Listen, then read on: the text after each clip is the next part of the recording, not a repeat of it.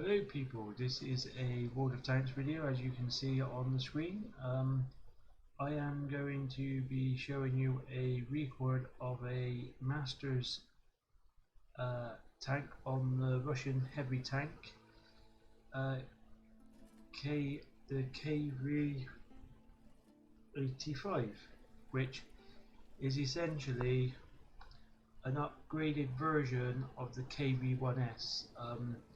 Essentially they traded off armor with the KV-1S. They traded armor for maneuverability, but personally I didn't like playing the KV-1S because, you know, 2 lucky shots and you were dead.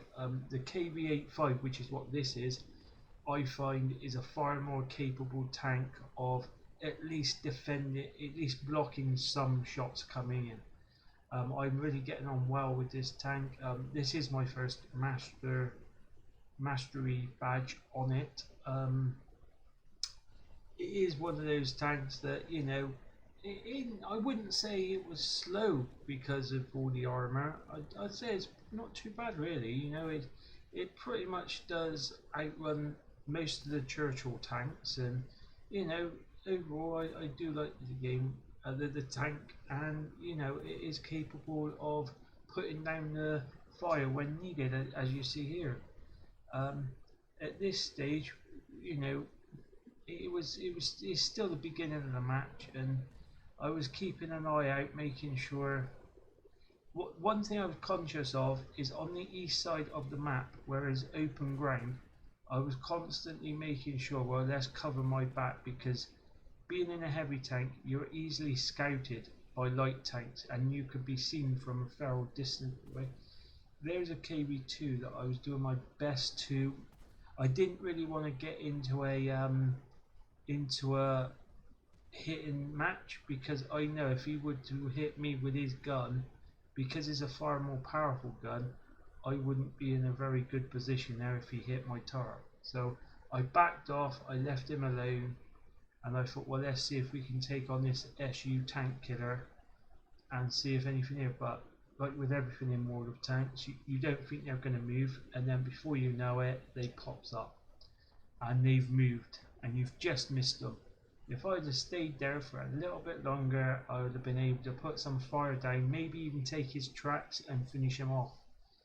But you know, that's the way it goes at the end of the day. You know, you've just got to take your opportunities when they come about, and sometimes you could wait there for ages and nothing happens. In the meantime, I thought, well, let's see if this KV-2's pushed up a bit, and it did, and he didn't expect me. And also with the KV-2, it takes a long time for him to zoom in, where I'm using the faster rate of fire, which is the 100mm gun on this KV-85.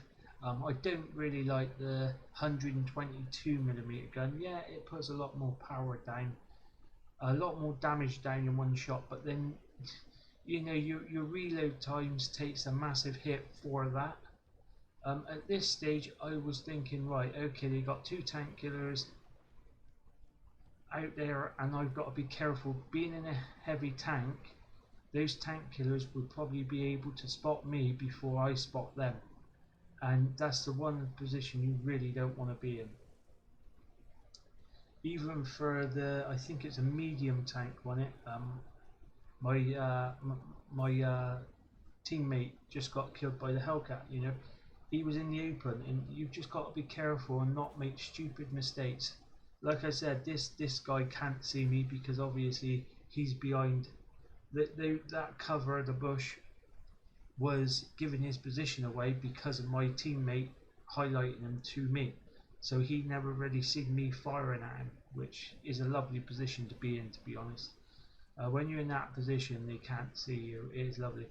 So at this stage, I was a bit like, well, okay, what should I do? Because there's still 2 tank killers out, and also they've also got an artillery piece, which again is difficult to judge, because obviously if the tank killers catches me, the artillery hits me, I'm, well, as you're about to see. But you know, I don't know why I did that. I thought I might be able to take him by surprise, and I think I took him by surprise, to be honest, because he started to make a run for it himself. The only benefit he's got is he's behind cover, and obviously the artillery played his part then. Whether or not I would have been able to take him out, I don't know, 17%. The artillery did reduce all my skills with the stun effect. Moving on to my teammate now that played a blinder, I think. Obviously he's in, I do believe, is a Russian tank killer, the Ferdinand. Powerful gun, but slow. And you know, at this stage I was kind of telling him maybe you should wait at the base, but he did push forward, and like I said, that's the most unluckiest thing for an artillery, to be going down the exact side where it bumps into the tank killer.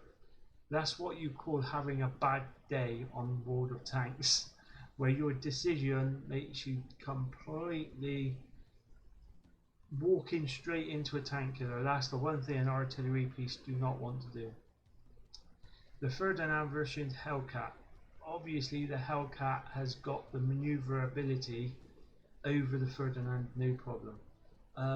The one thing I did know as a player, because I took the Hellcat down to 17% left, so I knew that the Ferdinand has got probably one or two shots, providing his tracks wasn't blown out. Providing his tracks wasn't blown out, I was confident enough that the Ferdinand could take one shot and take him out straight away.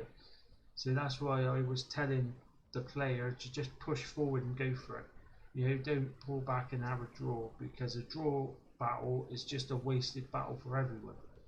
So as you can see, he forced the Hellcat to come out. You know, the Hellcat had to come out, or otherwise we would have won the game.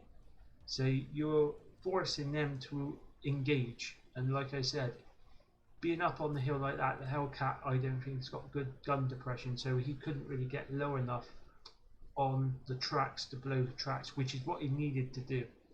I will show you the stacks, the result. As you can see, this is the results. So I got 5 tanks kills and 7 actual damage, and like I said, obviously the Hellcat being the last one, I put a fair amount of damage down onto him, leaving him for the Ferdinand to finish off.